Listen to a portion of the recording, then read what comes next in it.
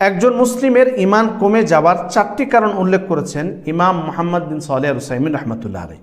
তিনি বলেন যে এই 4টি কারণ যদি কোনো ব্যক্তির মধ্যে পাওয়া যায় তাহলে সেই ব্যক্তির ইমান কমে যাবে। প্রথম হচ্ছে আল্লাহ তাআলার সিফাত সম্পর্কে অজ্ঞতা। যে যত বেশি আল্লাহ তাআলার সম্পর্কে জানবে, আল্লাহ তাআলার সিফাত সম্পর্কে জানবে, তার ইমান তত বৃদ্ধি পাবে।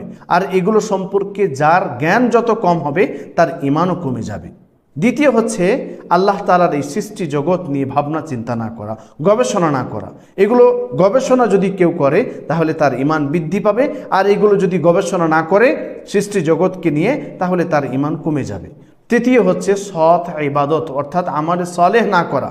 আমালে সলেহ যদি আপনার বেশি হয় তাহলে ইনশাআল্লাহ আপনার ইমান বৃদ্ধি পাবে, আর যত বেশি কমে আসবে তত আপনার ইমান কমে যাবে। চতুর্থ হচ্ছে গুনাহের সাথে যুক্ত হওয়া, কারণ মানুষ যত বেশি গুনাহের সাথে যুক্ত হয় তার ইমানও তত কমতে থাকে।